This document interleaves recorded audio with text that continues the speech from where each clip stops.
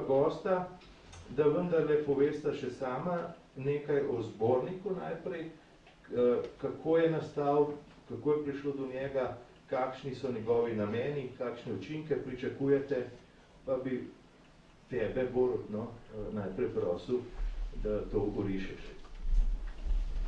Hvala za besedo. Zdaj, marsikaj je Bojan že povedal. Tisto, kar bi morda še dodal, pa morda dobil, so seveda ozadja tega zbornika. Mi smo se namreč pred dobrim letom pa pol prvič srečali, mislim, da je bilo marca, Marko, ko je ta pobuda začela vznikati med nami, zelo hitro smo se ujeli in tisto, kar je najbolj nenavadno pri tem, je to, da so naše srečevanja kar hitro začela dajati sadove. Prvi tak sad je bil že izdaja priročnika Klingovega svetovnega etosa, ki je šel dobesedno hkratno za nemškim originalom, smo ga prevedli sami v nekaj mesecih in potem kmalu zatem se je porodila tudi ideja, da bi seveda bili tudi sami aktivnejši, da ne bi samo prevajali velika dela pionirja ideje svetovnega etosa Hansa Künga, temveč da bi to idejo skušali v našem prostoru uresničevati na tak način, da bi seveda prihajali v družbo, da bi bili glasniki te ideje.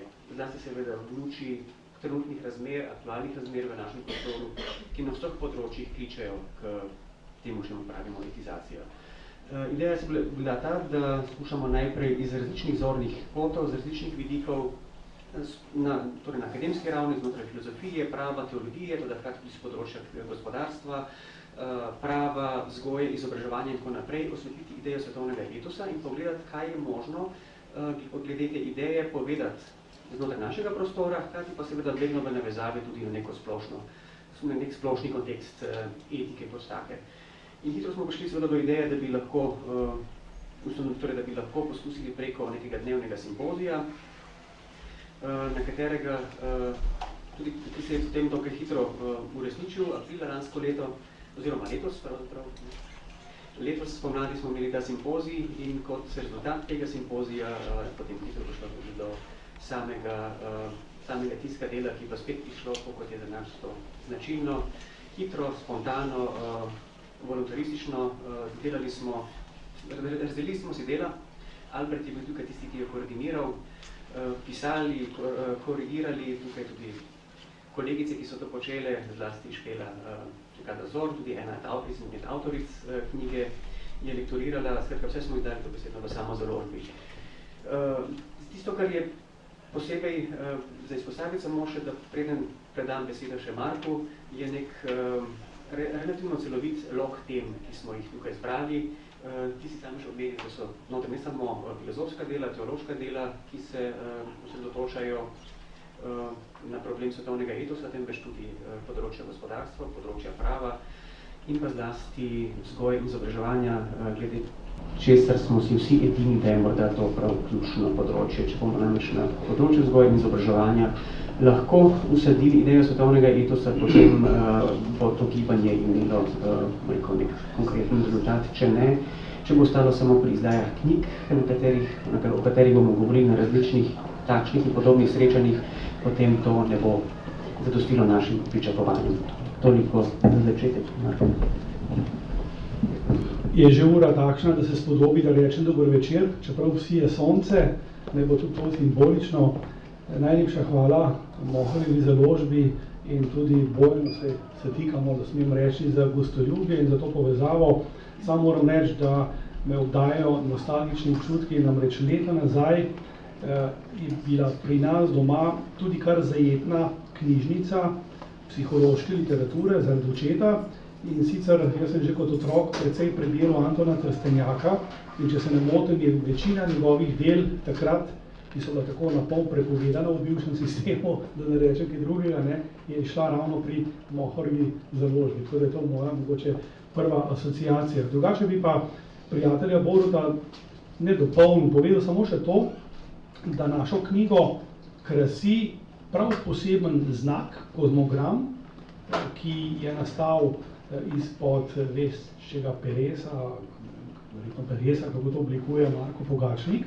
In če pogledate, ne vem koliko se tole vidi, ampak če bom tako lepo znal opisati, ko on sam, vidite, da se začne z zgornjo spiralo, ki naj oseblja božansko idejo popolnosti, potem se ta spirala nadaljuje dol in se razvije v obraz, kot v bistvu zavest, torej arhetipi postanejo ozaveščeni, potem postanejo tudi udejanjeni, kar kaže dlan, in na koncu se vse konča v tej neskončni spirali v obliki očesa, ki pa predstavlja etično prebojenega, ozaveščenega človeka. Meni se zdi to krasno, bolj ko gledam ta kozmogram, bolj mi všeč, no in prinaša, po moje, še posebno tudi estetsko vrednost, pa tudi idejno vrednost naši knjigi, pa še to bi dodal, neverjetno, koliko dela smo opravili, verjeti ali ne, po elektronski poti. Sam moram reči, da sem absoluten pristaš tiskane knjige in tiskanih revij. Včasih se malce pošalim in rečem, da imam skoraj da erotičen odnos do knjige, kajti ko jo kupim ali pa na kakšen drug način dobim, jo vzamem v roke, jo povoham, skratka doživljam jo tako rekoč z vsemi čutili, dobro, po okusu mogoče ne, tako samo še čakam, kdaj bojo proizvajalci elektronskih knjig pogruntali kakšne te efekte, da bo še to izpodrinilo tiskano knjigo, ampak jasno, internet, e-mail, kot se reče popularno tudi pri nas, skratka, ta digitalizacija ima pa tudi svoje prednosti in to se kaže ravno pri našem gibanju. Smo raztroseni po celi Sloveniji, pa ne samo Sloveniji, celo v Nemčiji, Avstriji, drugod in jasno lahko ogromno narediš tudi na ta način. Seveda pa to včasih zahteva tudi komuniciranje, ne vem, v najbolj nemogočih urah. Od začetka smo se čudili, če je kakšen mail priletel ob enih zjutraj ali pa ob 5 zjutraj, oziroma kako ne. Ampak evo, rezultat je pred vami in jaz upam, da boste dobrohotno obravnavali naše ideje. So začetki, smo zbrani z vseh vetrov, prednost in tega projekta, in knjige, in našega posveta je ravno v tem, da smo pravzaprav različnih prepričanj, religij, filozofskih naukov, nekaj, kar je pravzaprav silno nenavadno za dolino Šentflorjanska. Torej, mislim, da naše gibanje spleta brvi, da ne bom ravno rekel gradi mostove, ker potem mostovi so še po definiciji nagnjeni, da jih nekdo ruši, ampak brvi pa zagotovo. No, mislim, da tudi nekaj besed zasluži mogoče predstavitev gibanja Svetovni etos Slovenija, ne, ker je relativno nova zadeva, ne. Tukaj je opisan ta historiat, bi rekel, ne, pa bi te vendarle prosil, da mogoče tudi poveš nekaj besed o tem, kako ste se zbrali, kako je nastalo to, kako ste obiskali Hansa Kinga, nekateri, no. No, kar se tiče Hansa Kinga, bi morda lahko Albert o tem govoril, ker je on obiskal skupaj z Zvonetom Štrugeljem in je potem ravno zaradi tega obiska in spodbujen z nagovorom in vsebinami, ki so bile tam intično sproducirane, iskal v Sloveniji primerne ljudi in popolnoma naključno sem jaz 2 leti nazaj v Cankarjevem domu imel ciklus predavanj na temo Svetovni etos, ker je Albert iz medijev nekako zvedel, prišel tja in na zadnjem mojem predavanju v kontekstu pogovora s publiko, potem tudi sam prevzel besedo in nagovarjal in že nekako trasiral pot v smer tega, da bi se bilo morda bolje in smiselno oblikovati oziroma združiti v neko gibanje, v neko druščino, ki o tem ne bi samo govorila, temveč skušala to idejo, ki smo že takrat na tistem srečanju vsi prepoznali kot zelo produktivno, skoraj skupaj živeti in udejanjati. In kmalu zatem se je izkazalo, da je tudi Marko imel pred tem že tudi oseben stik preko maila, ne, z profesorem Kungom in ko je na njegova ušesa prišla ta ideja, se je z velikim navdušenjem odzval, vse preko mailov. Mislim, da smo se potem 17. marca je bilo, smo dobili na filozofski fakulteti in bilo nas je približno 20. Sobota, ja. Približno 20 nas je bilo, imeli smo že pred sabo delovno verzijo Kingovega priročnika v nemščini, ki sem jaz hitro ogledal in hitro predlagal, da bi šli v prevod in takrat se je vse skupaj začelo. Takrat se je vse skupaj začelo in ena izmed osnovnih idej, na nek način celo zahtev, je bila ta, da bi to društvo bilo povezovano. Skratka, da se ne bi znotraj njega sestali samo pripadniki katoliške vere ali kakšne druge konfesije ali tega ali onega svetovno-nazorskega, filozofskega, političnega, kakšnegoli prepričanja. Skratka, ideja je bila, mi vsi smo tukaj ljudje, zavzemamo se za človečnost in vsak z katerega koli zornega kota prihaja, z katerekoli politične, svetovno-nazorske, filozofske, religiozne opcije prihaja, je to njegova avtonomna izbira, to, da znotraj te opcije naj prepoznava tisto človečnost, tisto etičnost, ki je za nas vse skupna. In ker je to osnovna ideja svetovnega etosa, skratka, širjenje neke vrste platforme, nekega kompasa, koordenacijskega sistema, skupnih etičnih vrednot, prepričanj, pravil in tako naprej, ki so lastne vsem kulturam, smo se dobro misleči hitro našli in postali ne samo gibanje, ki ga zdaj širimo, torej skozi širjenje njegove ideje, temveč tudi prijatelji. In zakaj gibanje? Torej, že na samem prvem sestanku, pa tudi kasneje, so bile ideje, da moramo seveda ustanoviti društvo, zavod, mislim, da zadruge nihče ni predlagal, da sem malce šalil, ali karkoli drugega, tudi noben ni v tej fazi predlagal politične stranke, ampak hvala Bogu, lahko rečem, hvala Bogu, je prevagala ideja, da ustanemo gibanje, da se ne institucionaliziramo, nekaj bomo malega govorili tudi o tem problemu vis-a-vis političnih strank. Zakaj?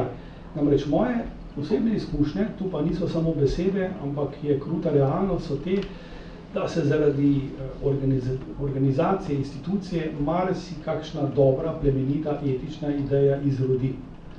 Glejte, že ko ustanavljaš društvo, res da potrebuješ samo recimo 3 člane po novi zakonodaji, ampak moraš izvoliti organe, moraš imeti upravka z denarjem, kar pomeni, da moraš odpreti račun, po možnosti angažirati še kakšno računovodkinjo.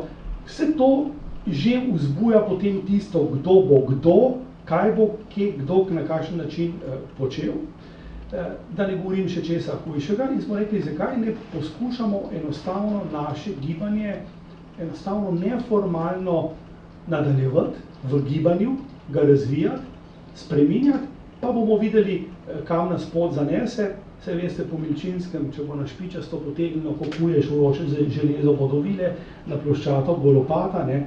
Potem je nekdo rekel še na zobatasto pa grablje, ampak pri nam ne vem kam vleče, ne vleče v nič ostrega, vleče v zelo zaobljene obline in potem nekje preberem, še preden smo se tako pogovarjali, torej konkretno v knjigi o sreči, ki jo je napisal harvardski profesor Tan Bel-Shahar. On zanimivo predava prav predmet, ki se imenuje Happiness, sreča, to je po mojem možno samo na takih fakultetah kot je Harvard, pa ima recimo več tisoč prijavljenih, pa mora zreducirati na 1000 poslušalcev. Kaj bi dali mi na naših univerzah oziroma fakultetah, da bi to tako bilo. No, in on lepo razloži to besedico gibanje, kot motion, recimo v angleščini, z latinskim glagolom movere in pravi, pogledajte, potem ta koren najdemo tudi v različnih jezikih, v recimo samostalnikih za čustvo, recimo emotion, ali celo za motivacijo, pač konkretno v angleščini motivation, in tako torej, ravno to se mi zdi, da je skoraj da bistvo našega gibanja, zdaj, če ta trenutek damo svetovni etos na stran. In po letu in pol lahko rečemo, da bomo gibanje ostali še naprej, da ni nobene potrebe, da ga stisnemo pod streho katerekoli institucije in evo, to je, ampak da ne bom Bojan v odžiru vprašanja, mogoče že nadaljevanje tudi v smeri novih morebitnih političnih poti v duhu partito ali pa strankokracije, ki se je že omenil. No, mogoče bi tukaj kar nadaljeval, mogoče pa bi šel mečken tudi sebini knjige, pa bi začel ravno s tvojim prispevkom, ki je tudi prvi v knjigi, v katerem ti nekako pojasnjuješ, preverjaš, razmišljaš o 3 hipotezah. Prva hipoteza je, da smo nekako na globalni in tudi lokalni ravni v nekem neravno dobrem položaju, ne, tudi zelo nevarne v določenih pogledih. Druga hipoteza je, da je potreben pogoj, ne, za to, da presežemo ta položaj, neka duhovna preobrazba. In tretja hipoteza je, da tudi politika ima tukaj svojo odgovornost in svoje tudi, bi rekel, možnosti, kaj narediti. Ne. To so nekako te tri. Ne. V članku pa zelo velik čas, mislim, kar nekaj, ne, poleg tega, recimo, ko govoriš o sreči, ne, ko si zdaj že omenil, ne, tudi Hansa Kinga navaja zanimivo misel, ne, recimo, lepo misel, ne, da trajna radost ni tisti vrhunc sreče, ampak da je trajna radost je zadovoljstvo to, da si zvest samemu sebi, ne, da si zvest etosu, če bi rekel, zdaj malo v tej terminologiji, ne, kar je zanimiva povezava z Dostojevskim pa z Berdjajevom, ki je recimo ravno ni dolg nazaj, ker je izdala čudovito knjigo Mohorjeva Svetovni nadzor Dostojevskega, ki jo je napisal Nikolaj Berdjajev, ne, kjer Dostojevski ravno o tem govori, ne, da je bistvo razvite osebe, da ne žrtvuje svobode zaradi trpljenja. To je pa, svoboda pa je v nekem smislu zvestoba, tistemu, kar je najpomembnejše. No, ampak se mi zdi ta partitokracija, mogoče, če bi, ker verjetno vsi niso brali tega, ne, bi te prosil, da mogoče malo predstaviš te svoje glavne ugotovitve, mogoče tudi, kar nisi zapisal, pa se ti je kasneje ne porodilo, ker jaz se zavedam tega po simpozijih ali pa po pogovorih tega rekla, ne, šele zdaj vem, kaj bi moral reči, nekaj greš domov. In bi te to prosil, pa vprašanje moje se pa glasi potem na tej podlagi, kako pa ali imaš kakšno konkretno predstavo ali pa konkretnejšo predstavo o tem, kako bi implementiral recimo velik etos na področju politike v slovenskem prostoru, da bi se stanje izboljšalo.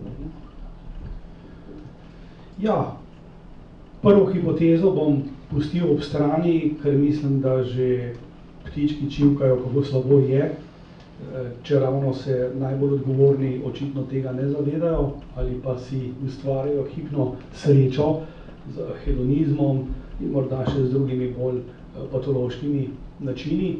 Druga hipoteza pa je pomembna, namreč izhajam iz stavka, ki ga je menda izrekel André Malraux, namreč 21. stoletje bo duhovno ali ga pa ne bo.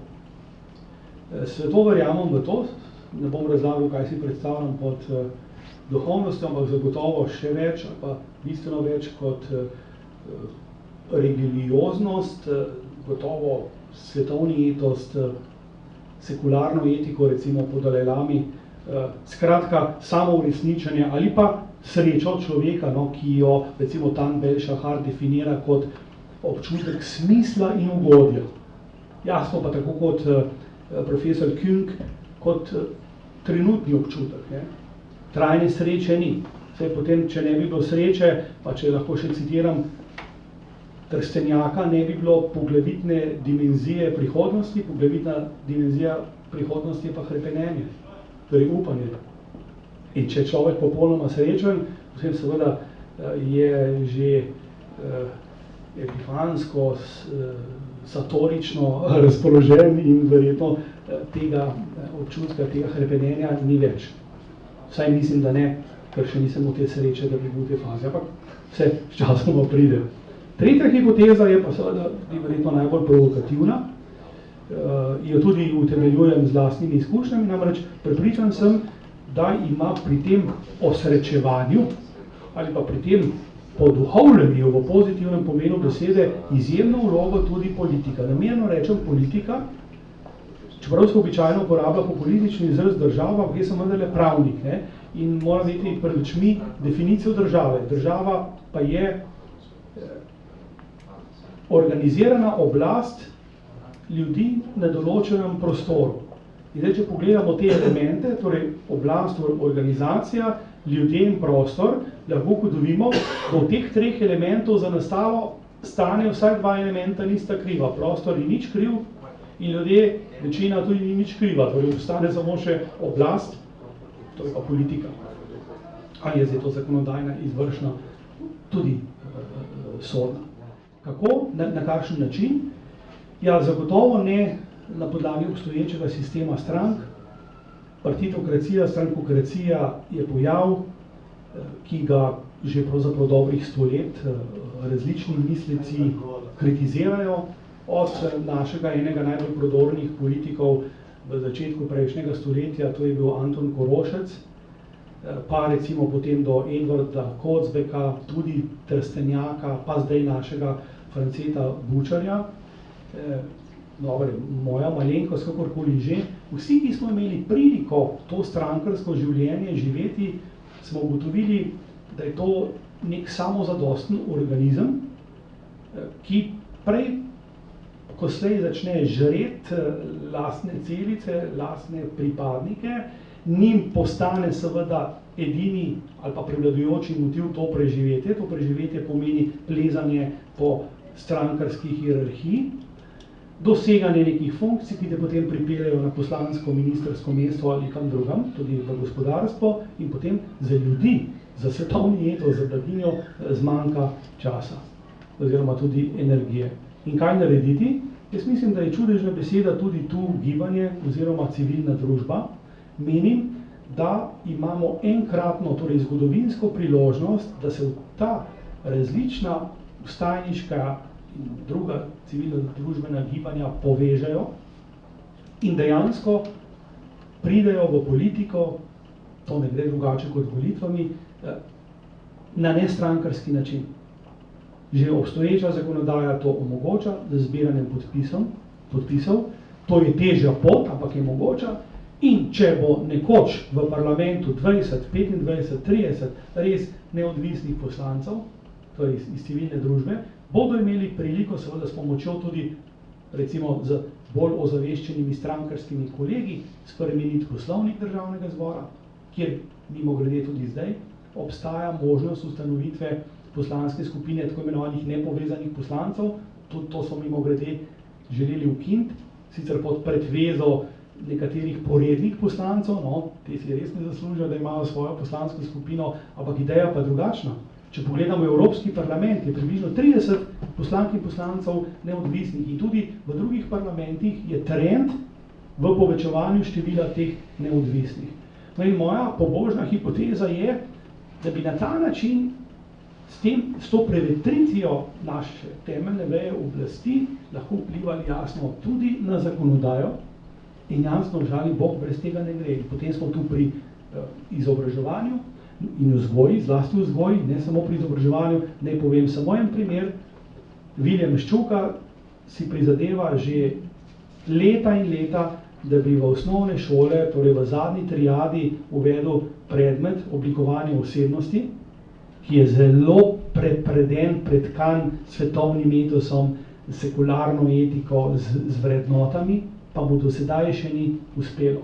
Nekaj podobnega najdemo v Valdorfski šoli, v šoli Eliza, ki jo je ustanovila Tina Javoršek in še nekaterih drugih projektih. Kasneje bomo slišali, da tudi mi kot svetovni etos že počasi trkamo na vrata z zlatim pravilom in z našimi idejami. To so vse zametki, ampak brez podpore politike ne bo šlo, ker je pač vse tako nastavljeno, da v neki fazi potrebuje kaj več. Ja, hvala. No, zadnji prispevek v knjigi je pa od Boruta Ošlarja in se mi zdi tudi na nek način najostrejši. In tudi najbolj, bi rekel, kontroverzen, tudi zaradi tega, ker se neposredno in v celoti skoraj nanaša na naš slovenski položaj, na našo situacijo etično. No, tako da mislim, da bo precej polemik bi znal sprožiti, če ga bodo seveda brali, ne, kar pa je tudi, upamo, da bojo. Ne. No, in zdaj kolega Borut v tem članku pravzaprav analizira neko, bi rekel, genezo, pravzaprav podaja te slabega moralnega stanja, ki vlada v Sloveniji in nekako razločuje 3 tipe morale, ki so igrali bistveno vlogo na Slovenskem. Ne. Prvo je katoliška morala, drugo je socialistična morala in tretje je nek vulgoliberalizem, če ta izraz Tineta Hribarja, ki si ga tudi ti uporabil, izražen, ki je pravzaprav neke vrste nihilizem. Ne. No in Ošlajeva teza je, da je najprej v Sloveniji seveda, da že zelo dolgo poteka boj med nekim liberalnim, tako imenovanim liberalnim, že pred vojno, med nekim liberalno moralo, liberalno usmeritvijo in med neko katoliško usmeritvijo. Ne. In da seveda se sklicuje liberalno na neke razsvetljenske tudi pridobitve, ne, katolištvo pa seveda na evangelije in tako naprej. Ne. In ti to zelo problematiziraš in praviš, da se je to v Sloveniji tudi teko zgodovine precej sfižilo pogosto, oddaljilo od, po eni strani, če govorimo o katolištvu, duha evangelijev, ne, če govorimo od liberalizma, prešlo v vulgoliberalizem daleč od tistih svetlih liberalnih plati. Všeč mi je, da sicer samo enem stavku omenjaš, da te dve tradiciji sploh nista tako ločene, ker je ena od mojih tez je, ne, da je pač liberalizem posvetni otrok krščanstva. Ne. Tako da, no, potem pa praviš seveda, ko je prišlo do druge svetovne vojne in potem do revolucije in prevzema oblasti, se je pa to pač nadomestilo z neko socialistično moralo, ki je prevladala, ki je na načelni ravni po tvojem mnenju vendarle premogla neke vrednote solidarnosti, družbene pravičnosti in tako naprej. Ne. In potem, ko je prišlo pač, ko je prišlo do tega, bi rekel, padca Berlinskega zidu in sesutja teh komunističnih režimov, je v ta vakum, ki ti govoriš o vakumu, vstopila ta liberalna misel. Ne. Zdaj bi te vprašal, kako ti, kaj je tvoja ideja, ne, ker ti pa govoriš o religiji človečnosti, tako naprej, tudi v religiji lahko, ne, to narekovajih, ne. Moje vprašanje je, v čem je vrednost, pomen in potenciali svetovnega etosa glede na to situacijo, ki sem jo skiciral na podlagi tvojega članka? Ja, hvala za reklamo, glede na to, da si izrekel besede, da je delo kontroverzno, kako hitro rečemo, da je neko delo kontroverzno in da bi lahko sprožilo številne polemike, je seveda to že krasna reklama. Ne? Boljši si skoraj šlok ne more živeti, se pa dejansko zavedam tega, da če bodo bralke in bralci delo brali morda ne najbolj zbrano in poglobljeno, da lahko sproža številne dejansko polemike in marsikdo bi se lahko znotraj zasnove tega članka čutil tudi užaljenega, ker ne želim biti prizanesljiv pravzaprav do nikogar znotraj tega prostora. Tudi v samem začetku tukaj govorimo o tem, da je naš prostor res dejansko podoben Augijevemu hlevu in da je pri nas prišlo do izbrisa moralnosti. Izbrisa moralnosti zlasti od po 90. leti, po osamosvojitvi Slovenije, ko smo številne upe polagali v to, da smo skozi doseženo samostojnost stopili na pot, ko bo naš narod ne samo na gospodarski, politični, temveč tudi na občečloveški in moralni ravni rasel v neko smer, za katero pa se je izkazalo relativno kmalu že po osamosvojitvi, da na prizadevanjih znotraj te smeri nismo naredili ničesar, pravzaprav zelo malo. Ker sprašuješ, ti si nakratko orisal osnovno vsebino in me sprašuješ o vlogi svetovnega etosa, skratka, kaj znotraj te situacije, znotraj celotne genealogije, jaz govorim, zakaj se je to zgodilo, zelo nakratko, koliko je pač na takem obsegu možno. Bi rekel naslednje, če se je možno strinjati pri nas, da ne samo, da smo imeli 3 različne morale, temveč da te morale še vedno delujejo znotraj našega prostora, še vedno so znotraj tega prostora posameznice in posamezniki, ki se izrekajo za pripadnike katoliške vere in se zauzemajo in živijo krščanski etos, ki je, bom rekel, v svojih evangelijskih izhodiščih, bom rekel, neka pozicija, ki je še vedno ne samo, da je vredno vsega spoštovanja, temveč praktično ni mogoče tudi postaviti na neko odlagališče zgodovinskih etičnih konceptov, ker tukaj ne gre niti za krščanstvo kot tako, temveč gre in natanko tukaj pride zdaj v ospredje ideja svetovnega etosa, ker gre za neko občo človečnost. Zato, kar se je dogajalo v evangelijih, ni nekaj, kar bi si izmislil Jezus Kristus, kar bi si krščanstvo izmislil, temveč je šlo za neke vrste iskreno udejanjanje in življenje tistih vrednot, ki jih bolj ali manj v vseh kulturah, vseh časih prepoznavamo kot globoko človečne. In ta morala seveda v svojih izvorih je pri nas prisotna, so pa prisotne so tudi anomalije te morale. In enako velja seveda potem tudi za tisto socialistično moralo, ki je šla, ki je imela nek svoj kratek intermezzo, s svojimi številnimi bizarnimi elementi, pa seveda tudi nekaterimi pozitivni. In pa seveda trenutna liberalna morala, ki se je na nek način usidrala v ta izpraznjeni vakuumski prostor po sesutju socializma, namesto katerega pa ni bilo dejansko postavljeno ničesar. Omenjal si besedo nihilizem, kar seveda drži. Da bi zdaj o tem podrobno govoril, žal tega ne bo mogoče, ker se stvari preveč zapletene, da bi lahko v par stavkih izrekel tako, da bi bilo to za vse razumljivo. Svetovni etos. Kaj lahko svetovni etos v tej situaciji pripomore? Preprosto to, da moramo, na nek način je to apel na nas vse, da mora najprej vsak znotraj pozicije, znotraj moralne drže, ki jo zastopa. Če seveda to iskreno misli. Ne si bo to krščanska, ne si bo to liberalna, ne si bo to katerakoli svetovno-nazorska smer, vprašati, kateri so tisti elementi, kateri so tisti vzvodi, katere so tiste vrednote, načela, drže, vrline in tako naprej, za katere lahko sam upravičeno upa, da niso samo njegovi lastni svetovno-nazorski, filozofski, religiozni pripadnosti, temveč da hkrati veljajo ali bi naj veljale tudi za vse ostale. V ozadju je ideja, stara kantovska ideja univerzalizacije. Skratka, vprašajmo se, ali to, kar mislim, da je dobro zame, hkrati lahko velja dobro za vse ostale. Svetovni etos je na nek način tudi pripadnik Kantove ideje univerzalizacije. Poglejmo torej, kaj so preprosto rečeno skupni imenovalci tega.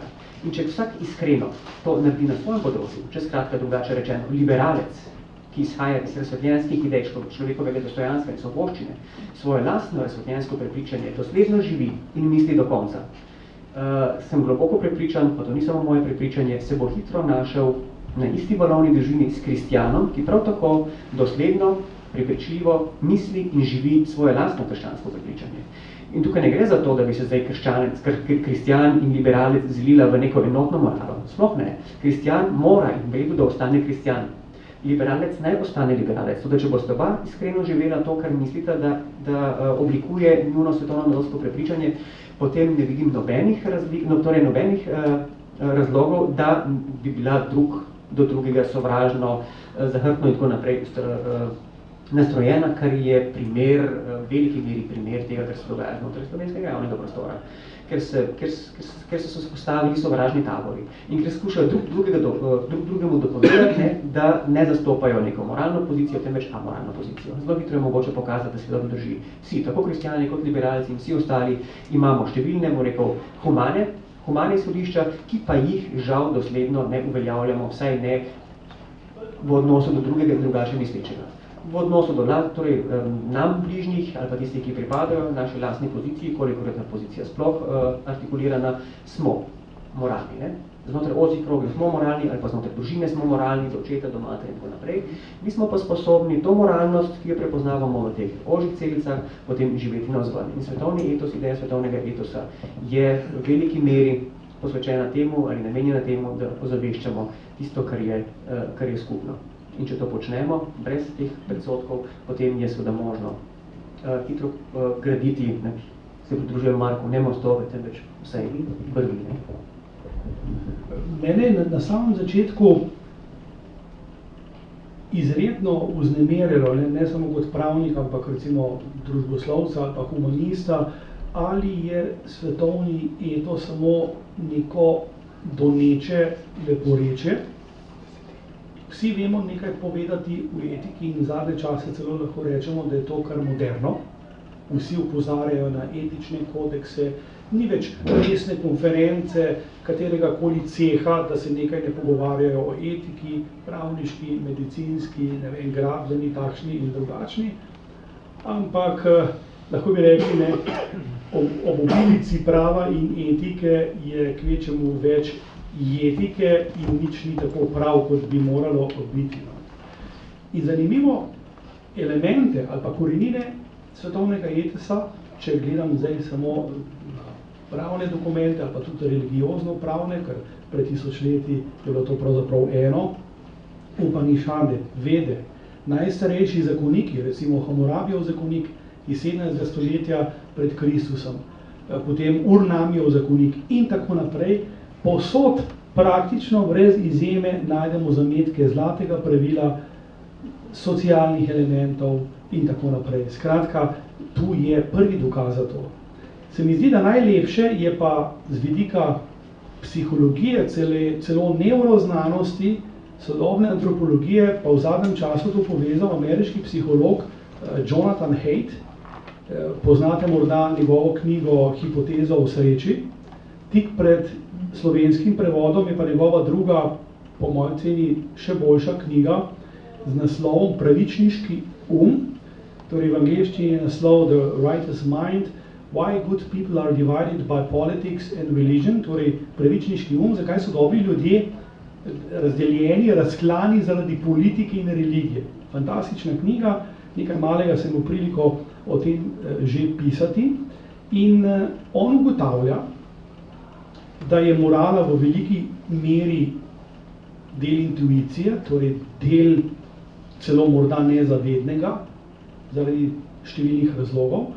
Potem identificira 6 moralnih stopenj ali prvin, ali pa lahko bi rekli celo elementov, od recimo začenši skrbi za sočloveka, potem poštenja oziroma pravičnosti, lojalnosti, avtoritete, svetosti, celo si drzne označiti, da so nekatere moralne prvine bolj značilne za leve politike ali pa levo usmerjeno populacijo in nekatere bolj za desno, ampak ravno v tem jaz vidim to povezovanje, to možnost, kajti recimo ugotavlja, da so levim recimo bolj blizu prve 3 kategorije, zlasti recimo skrb za sočloveka, naprimer zlato pravilo, pa potem še pravičnost oziroma poštenost, in še tretja je, ki se ta trenutek ne moram spomniti, pravi za desno usmerjene, ki pa bolj verjamejo v lojalnost, avtoriteto, svetost,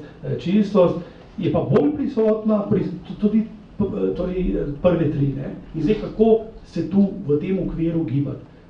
Odgovora nima, ampak odgovor je že v tem, da je dokaz na mizi. Svetovni etos ni nekaj izmišljenega, v tem seveda piše tudi profesor King, ampak nekaj, kar nas pravzaprav dela ljudi, človeštvo, tako rekoč nekaj tisočletij ali še več. In na tem, po mojem, moramo graditi. Zdaj pa samo še ena besedica ali dve glede različnih moral. Nekje sem prebral, in to mislim, da je sociološko, antropološko dokazano, da za ponotranjenje novega vrednotnega sistema, ali pa popularna sintagma je prevrednotenje vrednot, nove paradigme, recimo tudi pokojno, kakorkoli že, potrebujemo približno 3 generacije. To je nekje 70 do 80 let. Zdaj pa pogledamo v slovensko zgodovino, kdaj smo imeli ta čas. Vsega pravzaprav nismo imeli že stoletja. Začenši od, ne vem, recimo Habsburžanov oziroma Avstro-Ogrske, Napoleona lahko itak preskočimo, potem pa tega časa ni bilo niti v času kraljevine Jugoslavije, ga ni bilo v času komunistične, socialistične Jugoslavije, no zdaj pa imamo to našo državo ravno kar izvito iz adolescence, pa zopet ni tega časa. To govorim zato, da zopet hrepenim oziroma da zopet opozorim na upanje. Upanje še je. Upanje še je, ampak jaz upam, da ne bomo čakali 80 let, da bomo potem na koncu ponotranjali to etiko, ki je zdaj, ne etiko, ampak če temu dodamo še pa vemo, kaj je. Potem bomo pa vsi skupaj končali v neki, recimo, metaforični duhovni cukrarni, to bo pa katastrofa, ne?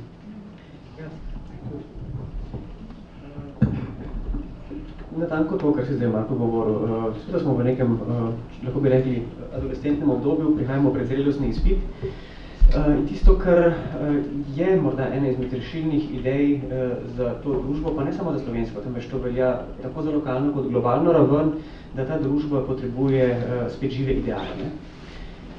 Tako globalna, seveda velja, da vse družbe ne premorejo več nobenih idealov. Vemo, da so ideali vselej znali povezati in spodbuditi določen entuziazem, ki je vsaki družbi omogočal, da je na nek način preraščala samo sebe in ustvarjala velike dela. Tega ideala danes nimamo. Če se sprašujemo, ali je tak ideal sploh možen, ne da bi bil to spet ideal te ali one politične, ideološke, svetovno-nazorske, religiozne, filozofske opcije, potem je edini možni odgovor na to vprašanje, da je to lahko spet najbolj neutralni ideal, to je ideal človečnosti, ki pa je smo spet tam skupen tako rekoč prizadevanjem tako razsvetljenske tradicije kot vseh religioznih tradicij.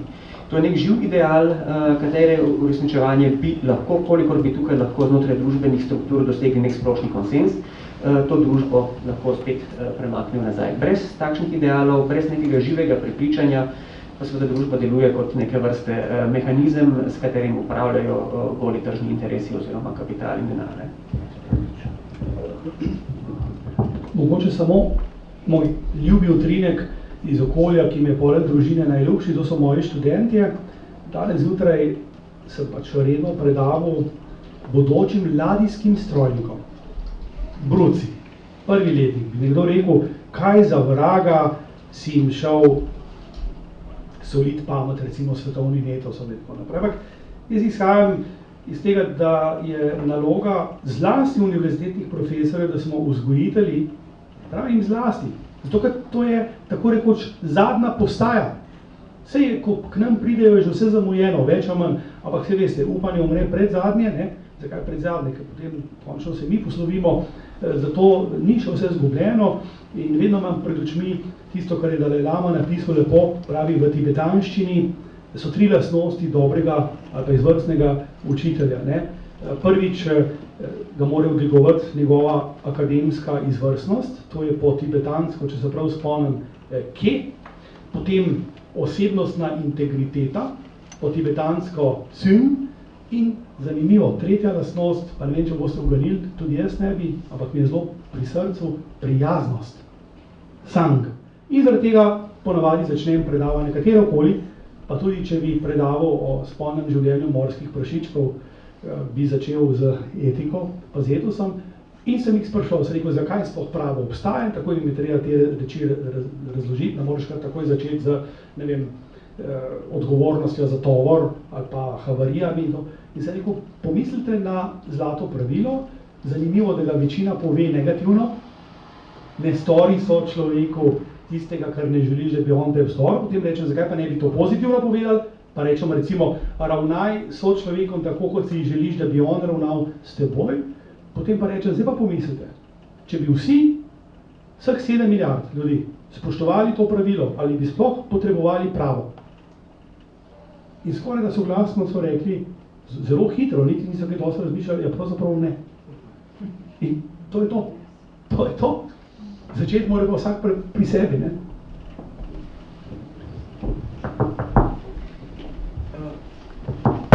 Samo še to. Ni zopet ne bi usmeril. Hočem samo povedati, da s zlatim pravilom zadeva vendar ni tako preprosta, kot si na prvi pogled. Dejansko je prav, da se ga držimo in je osnova vsemu razmisleku. Problematika zlatega pravila je, če se ga striktno držimo, ta, da smo ljudje zelo preprosti, torej zelo različni. In jaz ne bi rad bil, rekel, zdaj partner, ne vem, sadomazohistu, in tudi taki ljudje obstajajo, ali pa kriminalcu, ki bi želel meni storiti tisto, kar želi sam v sebi. Tukaj potem hitro nastanejo, rekel, konfliktne situacije, ki bomo spet potrebovali pravo. Zato imamo različne interese, ker je nekdo zase prepričan, da je to dobro, da je to njemu prav, bi pa potem želel po načelu zlatega pravila to dobro storiti tudi drugemu. Pa nisem ta, tudi številni drugi so, ker pridemo hitro v konfliktne situacije, nam tudi zlato pravilo potem ne zadošča. Potem potrebujemo še druge, rekel, spet mehanizme, ki potem skušajo na nek način konflikte, do katerih nujno prihaja, spet odpravljati. Ok, zelo pa.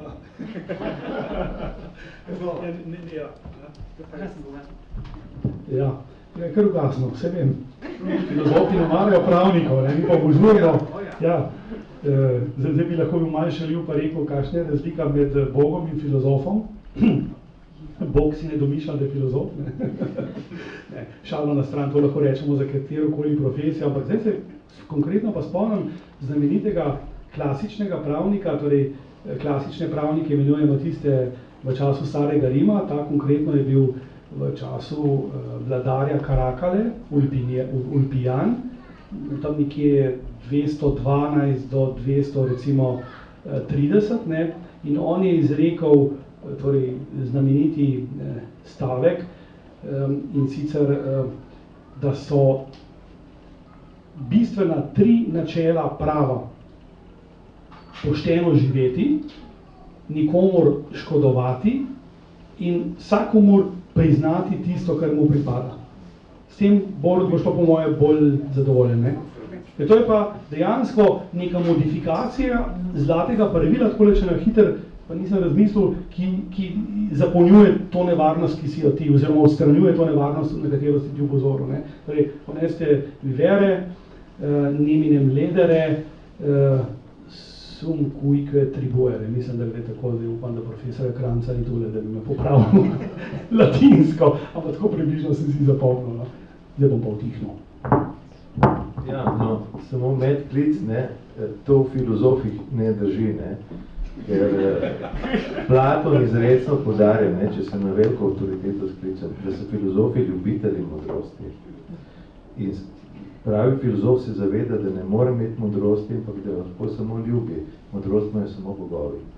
Tako da tisti, ki mislijo, so bogovi, po Platonu niso filozofi, ne, po začetkih, ne, ali pa če so začetek pred Sokratiki, zelo daleč nazaj.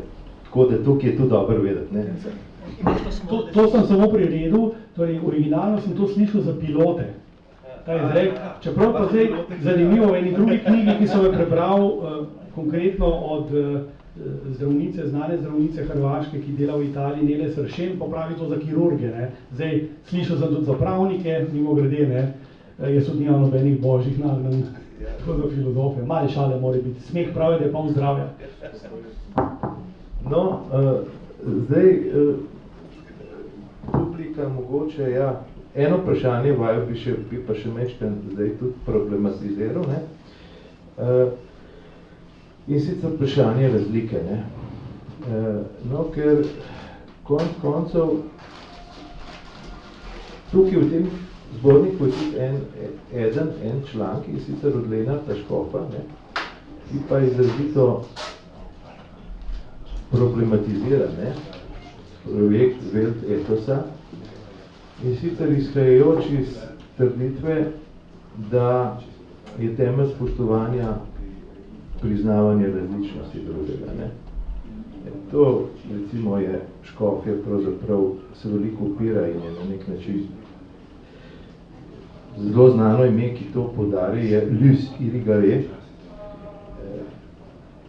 katere teza glavna je, da spoštovati drugega pomeni priznati, da je drugi, da je presežen, da mi je, to je pa bistvo personalizma, ne? Da je vsak človek celo sam vse presežen, kaj še da drugi, ne? In zdaj se tukaj Škofovem članku, pa tudi nasplošno, ne, kar je eden bolj pogostih ugovorov, ne, v Welt etosu je to, da pravzaprav gre za nek vendarle modernistični projekt, ne, neke univerzalizacije, ne, ki lahko pogazi pod krinko etosa, pod krinko etike, ni pa nujno, da vse etično, kar se imenuje etično, ne,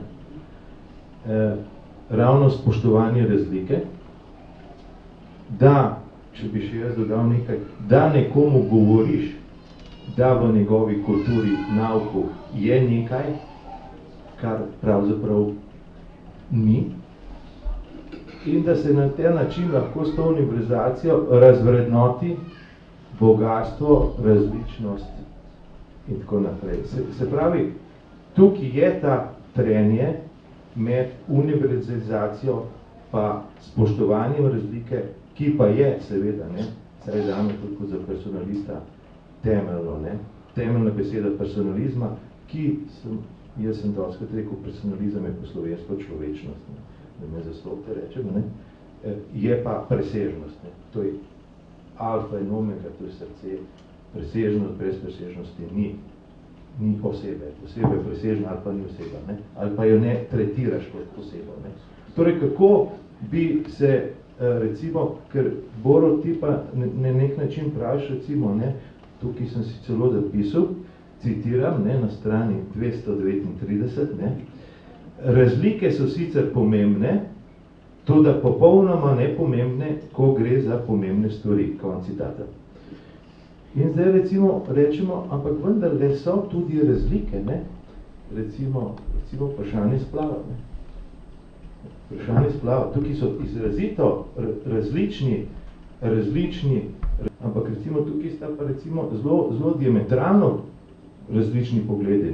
Za nekega katoličana je to pravzaprav nekaj nedopustnega, ali pa v večini primerov nedopustnega gre za umor, se govori recimo nekateri govorijo o genocidu, nerojenih. Za nekega liberalca je pa to pač stvar posameznice ali pa posameznika, posameznice v prvi vrsti, bi rekel verjetno, ker je ona nosi tega otroka, kaj bo storila. Se pravi, tukaj so zdaj, najprej imamo sploh nek globinsko trenje med spoštovanjem razlike, pa med nekim univerzalizacijo, ker smo že videli, kako se lahko tudi zlato pravilo razume, kot čisto drugače. Po drugi strani imamo pa tukaj dejanske globoke moralne razlike, ki so v samem temelju razlikujemo, kaj pa konkretno pomeni spoštovanje življenja, pa sveto življenja. Dobro, zdaj, kar se tiče članka kolega Škofa, jaz se ne bi neposredno nanašal, mislim, da je bilo v njegovi odsotnosti nespodobno, lahko bi samo bil zagovornik ali njegov kritik. Mislim, da je vsak tukaj avtonomno član svojega članka in odgovarja za to. Ampak, ker si sam odprl vprašanje razlike univerzalnosti, bi tukaj opozoril na nek predsodek, ki se je dolgo časa naslavljal na idejo svetovnega etosa, namreč na tako to, kar si rekel, da svetovni etos skozi samo idejo univerzalizacije in vzpostavljanja neke skupne etične norme ukinjene razlike. Skratka, da stvari neke vrste svetovno-etično, svetovno-nazorsko mineštro. Na ta predsodek, na ta očitek, ki se je vedno znova naslavljal na Künga, je Küng, se mi zdi, najbolj odločno opozoril in ga zavrnil prav v priročniku Svetovni etos, ki smo v slovenščini potem lani tudi izdali, kjer pravi, sklicujoč se tudi na številne svoje spise, da v nobenem trenutku njegova ideja ni bila ta, da bi zaradi ideje svetovnega etosa morali žrtvovati različnost religij in drugih sekularnih moralnih prepričanj. Svetovni etos, osnovna ideja svetovnega etosa ni nič drugega kot ta, da na dovolj splošni ravni spostavi možnost dialoga. Nekaj, do česar v zgodovini naše civilizacije praviloma ni prihajalo, oziroma je prihajalo za številnimi stranskimi interesi, katerih glavni namen pa ni bil ta, da bi skušali razlike postavljati na skupno mizo in drug do drugega izrekati neke temelje človečanske, ali pa človeško držo, jo živeti. Ne gre za to, da razlike ukinjamo, temveč gre za to, da razlike postavljamo v dialog in da poiščemo tiste strukture znotraj etosa, ki ta dialog omogočajo. Če namreč mi pravimo, da so razlike med moralnimi pozicijami krščanstva, islama, budizma ali pa razsvetljensko-sekularne tradicije tako velike, da dialog ni mogoč, potem je to preprosto tudi samo neka zelo ideološka pozicija. Nevedna ali pa vezana na določene interese, katerih cilj je ta, da do dialoga sploh ne pride. Skratka, da lahko vsaka pozicija že naprej dela tisto, kar želi. Svetovni etos skuša samo te stične točke izpostaviti. In če smo kolikor toliko pošteni, če vsaj malo poznamo zgodovino človeštva, potem je relativno z malo napora možno priti do tega, da te stične točke vendarle obstajajo.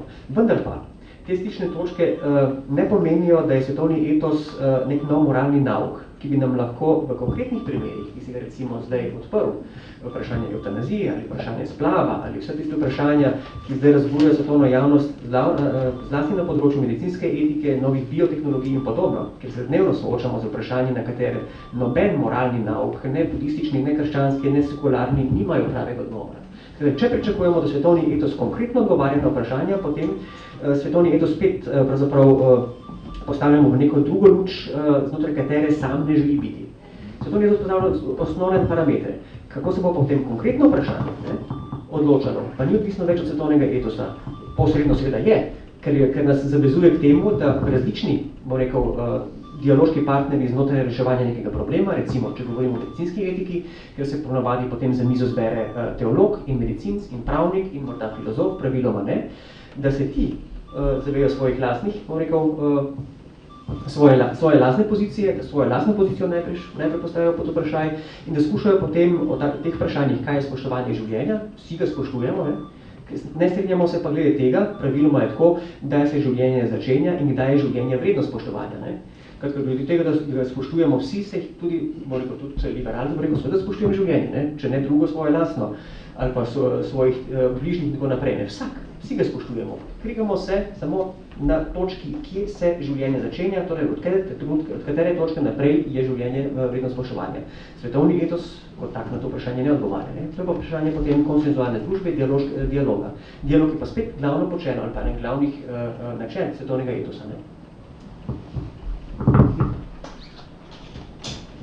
Ja, se popolnoma strinjam z Borutom, morda z pravnega vidika ponovno, zgodovinsko in primerjalno pravno je možno dokazati skupne temelje, ampak to je minimum od minimuma, kot se reče popularno. Ta minimum najdemo, ta minimum najdemo, tako je, saj idealno, torej včasih študentom pokažemo razmerje, da bi narisal pohovali, ki bi tudi še 3 ure, ampak dejansko razmerje med moralo in pravom se ponavadi pokaže z 2 prekrivajočima se, delno prekrivajočima se krogoma. Tisto, kar je skupno, kar je prekrito, v bistvu pokaže vsa tista dejanja, ki so nemoralna in hkrati tudi protipravna. Potem je pa velik del enega kroga, kar je protipravno, pa je hkrati moralno ali pa etično, in obratno, velik del kroga na drugi strani, kar je nemoralno, neetično, pa je hkrati pravno. Idealno bi bilo, da bi bila 2 koncentrična kroga, kjer bi bil manjši pravni in večji v bistvu pravni, ampak to bi bil ideal. Ampak zdaj, recimo, če pogledamo, Evropsko konvencijo o človekovih pravicah ali pa deklaracijo o človekovih pravicah in svoboščinah, druge dokumente, zdaj recimo del Lizbonske pogodbe je temeljna listina o človekovih pravicah, posod pravzaprav se vrtimo tudi okoli teh načel svetovnega etosa, oziroma okoli tistega, kar imenujemo tudi naravno pravo.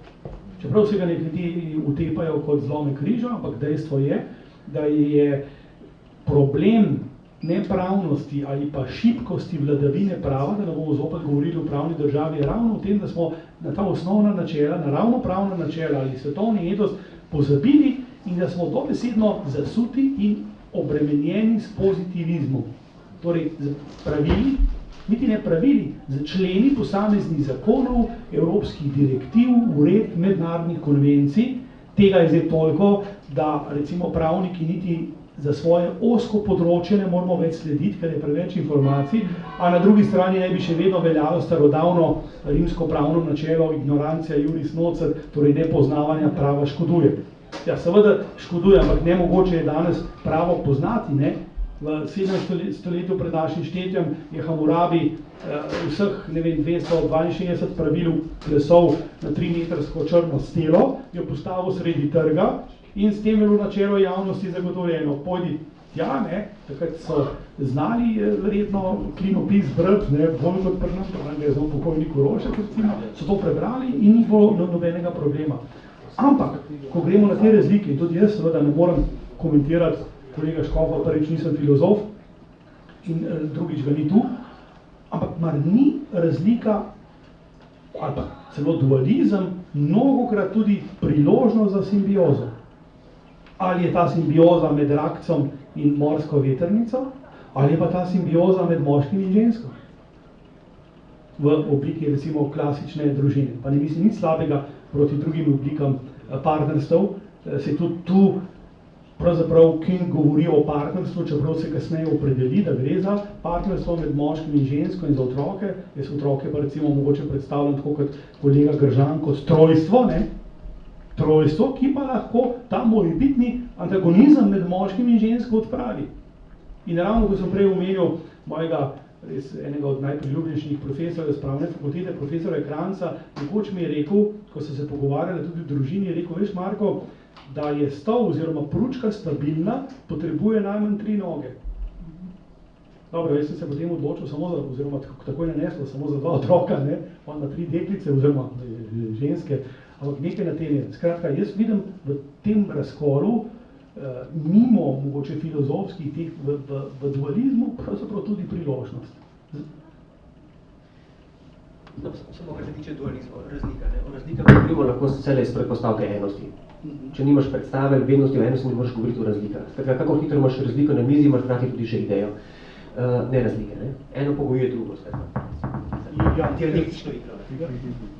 No, ja, naj sklenem mogoče, preden dam besedo publiki, ne. Sokrat pravi nekje, ne, ko razpravlja o tem, kdo je dober človek, ne, in ne da definicije, ampak pove pa en potreben pogoj. Se pravi, ne da potrebnih in zadostnih pogojev, to je definicija, ne da potreben pogoj. In potreben pogoj za dobrega človeka je to, da je sposoben živeti v skupnosti. Ne glede na to, kakšna je. Če je to naš začetek naše filozofije, ne, Sokrat, ne, mislim, da je tu dobro izhodišče za sklep tega pogovora. Zdaj pa bi jaz dal besedo vam, spoštovano občinstvo, ker z vprašanji na plan. Če pa rabite premislek, pa mogoče še gospoda Alberta Smrečnika prosil, on ima ene informacije za vas, ne? Pa bo najbolj sam to opravil. Potem pa, prosim, tudi kakšno vprašanje bo zelo dobrodošlo.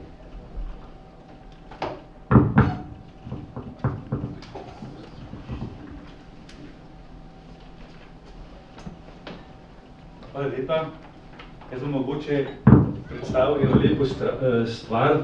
V bistvu lotili smo se pomembnega projekta. Zdaj sem se spomnil, pustite, moram nujno še povedati, da se danes opravičil naš kolega Peter Kovačič-Pašin in ko o gibanju Svetovni etos govorimo, moramo nujno njega omeniti, ker on je zelo pomembna oseba in je leta 2008 izdal prvi Svetovni etos knjigo, kjer je notri tudi prispevek akademika Tineta Hribarja, Etika in religije, naprimer. Tako da to zgodovino objektivno omenimo, ker je on Orav Ledinov in ko smo šli 2010, ko profesor Kluk Jürgen, je profesor Kluk sam prosil rekel, prineste mi še en ducat tistih lepih knjig, ki ste v Sloveniji izdali in to je bila tudi ena povezava, tako da fino, da se to spomnimo in to omenimo. Torej, in zdaj je projekt prihodnosti, eni naši 2 učiteljici, pripravljata v sodelovanju z revijo Vzgojo delavnice Svetovni etos v šoli. In to je recimo ena stran iz septembrske revije Vzgoje, ki je bila tema Zlato pravilo in vsakim človekom ravnati človečno. In za december se zdaj že pripravlja drugi del in to bo pravilo spoštovanje življenja in kulture in nasilja. In v tem kontekstu načrtujemo potem leta 2015 izdati mapo, približno 30 strani Svetovni etos v šoli, vzgoje in izobraževanje. Tako da to je naša trenutna primarna naloga, pobuda v sekciji vzgoje in izobraževanje in naslanjamo se pa na, ne boste verjeli, 500 strani debelo mapo Stiftung Weltethos-Stiftungena, ki so jo izdali in jo vsako leto dopolnjuje, kjer so delavnice, križanke, da učitelji res v svoji razredni uri v skupini vzamejo, izberijo en list, kopirajo, dajo učencem in se akcija zaveščanja začne. In to, na primer, so prevedli, adaptirali že Kitajci, so povsod takoj navodili. In mi pa zdaj eno skromno, smo se odločili za skromno izdajo in tukaj je Silvo Šinkovec, ki je to omogočil, a ne kot simpatizer, sodelavec in s Zvonetom Štrugom se zmenila, kaj če bi naredili in smo dve odlične učiteljice dobili, Špelo in Andrejo, ki sta učiteljici res za multikulturno učenje v Brezovici in oni to v prostem času delata in naredita, a ne. To je pač to posrečeno, kot so rekli, ti prijateljski osebni odnosi v našem gibanju in vsak naredi, kar ve in zna. In to, sem zdaj povedal, zato smo tudi revijo vzgoja razdelili, da vidite, vsakega, ki smo tukaj, smo pomembni in prosim vsakega, da to pove svojim otrokom, svojim prijateljem, ker imamo stike z vzgojo, izobraževanje, učitelji, ravnatelji. Tam, kjer nekdo to ve, pogleda in reče, bom poskusil, tam gre in korak naprej. Toliko, da sem to predstavil, hvala lepa. Če smem, Bojan, je samo na tem mestu reči, zanimivo, tudi gibanje potrebuje svojo gibalo, svoj spiritus agens in to je zagotovo Albert Smrečnik, ki se mu tudi v tej priliki zahvaljujem za njegovo toplino, prijaznost, prijateljstvo in še bi lahko našteval ljubezen, kakorkoli že. Hvala, Albert, brez tebe pač nas ne bi bilo, tudi današnjega dogodka.